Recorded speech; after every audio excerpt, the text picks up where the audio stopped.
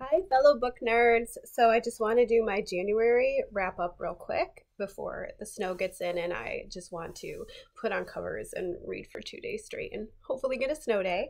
Um, so I read 8 books this month, which is great because my goal for the year is like 50, and that's like 16% of the way through. So I'm going to just quickly go through these. I read 3 nonfiction. The first one is the Obesity Code, which is a reread for me. And this is an amazing book. If anybody's interested in really the science behind like fat loss and fat gain, and even like the whole keto phase and why that works for people, this book is amazing. So I would definitely recommend it. I lost a lot of weight the first time I read it, so I was like, COVID put those pounds on, so it's about time to reread it. So absolutely recommend this for anybody who's interested between this in the science of and struggles with their weight. So the second book I read is Rachel Cruz's Know Yourself, Know Your Money, which I was interested in, and it's a good book.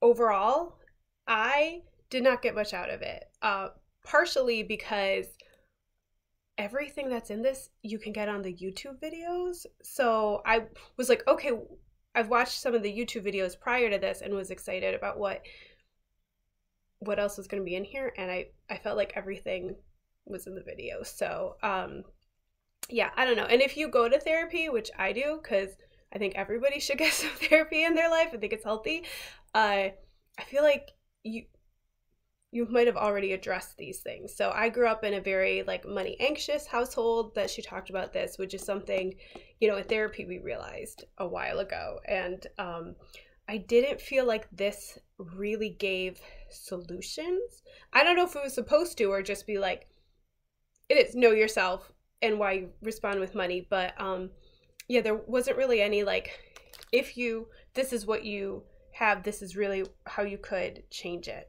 So also, just apologize again because we know I don't know how to edit, so whatever comes out of my mouth, it's going in the video, good or bad. The third one I read, also nonfiction, is The 5 Love Languages. This one is specifically for military edition. So my partner he's intelligence, but he's also a naval officer in the reserves. So, deployment's only a few years away, if not sooner. And this is if you have not done the love languages, you should, because it will help you with every relationship in your life. I am a physical touch, words of affirmation. My partner is so like 100% quality time. But yeah, I thought it was good to reread it. I haven't read it in years, and I think that definitely helped reaffirm some stuff and be like, oh yeah, that'll help with that person. It didn't have like a ton extra for military. I've been through deployments before, so to me it might not have seemed that way. For those in your first deployment and who have not deployed, this might give you a few more tips, but it was still worth reading. And if you're military, definitely go ahead and pick this up. If you've not been through a deployment yet, that will help. So the fourth book I read, just a graphic novel, Excalibur, The Legend of King Arthur. It was good. I kind of liked how monotone most of the color was. I just read this in one night quickly. But yeah, I'm a sucker for Arthurian legends. So if you like graphic novels, you like King Arthur, go ahead and pick it up. It's a quick read. Like, I think it was like 2 hours. All right, I did have one down for now. God's Behaving Badly. I'm so disappointed by this, guys. I mean, Greek gods, love it. Modern times, I was like, this is gonna be such a fun take on it, and I got to page 100 and I was like, this is not picking up. This is not, I don't know, it's a little depressing, and I might go back to this later at some point, but I don't think so. I feel like it would be a good TV show, but which is very rare that I say a book would be better in TV format, but I kind of think that this one would. So far, it's almost all dialogue, which usually I like, but I don't know. Let me know if you guys read this or if it gets better after page 100, because I just wasn't feeling it, which is disappointing because it's Greek mythology. So the 4 books I read that I really liked was Lisa Jewell's The Family Upstairs. If you do Book of the Month, you can get this on Book of the Month. I'm not an affiliate, although I probably should be because I like tell my friends they should get Book of the Month.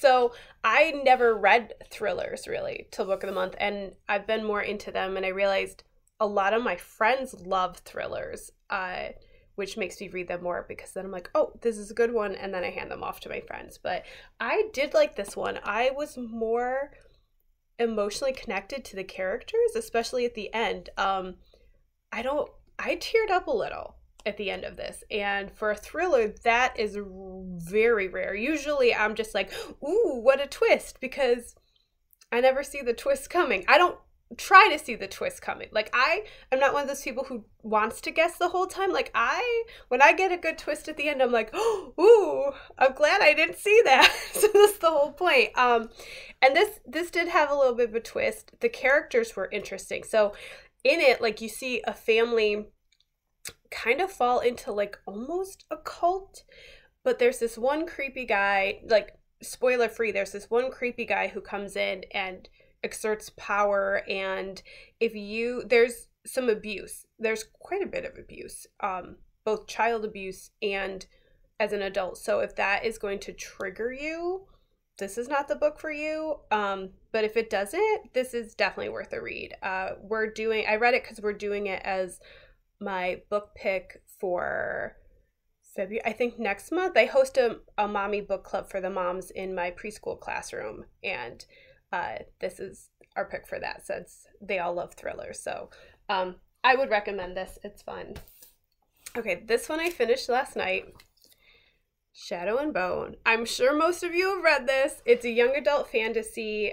It's part of the Grisha trilogy, and I'm not gonna lie, I loved it, and I went to Barnes & Noble on the way home from work yesterday and grabbed the second and third books.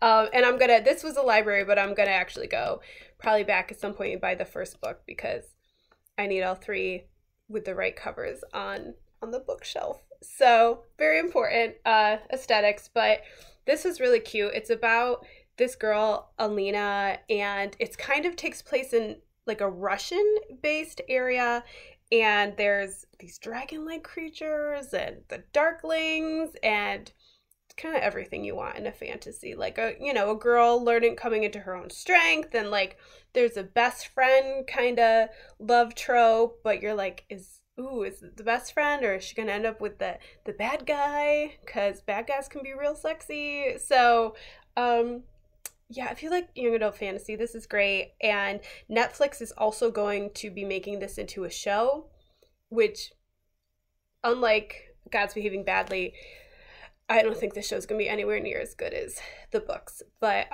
yeah, so I'm going to try to get through these 3 before that. And then also in this universe, Leigh Bardugo wrote The Six of Crows and the sequel to that. And once I'm done with these, I'm going to try to read that. So hopefully I can get through all those in February. I read this one in 2 days, so I don't think that'll be an issue if the other ones are just as good. Okay. I also loved, I'm so late to the game on this, I know, but the Song of Achilles, which most of you probably have read.